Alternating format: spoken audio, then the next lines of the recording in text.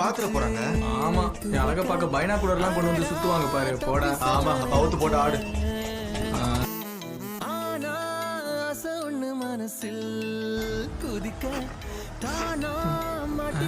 ஏன் சிரிக்கிற? சிரிச்சாலே அவ கண்ணு ரெண்டும் பம்பரம், அதிலே போய் விழுந்தாலே தலை சுத்தி மயக்கம் வந்துடும். தெரிஞ்ச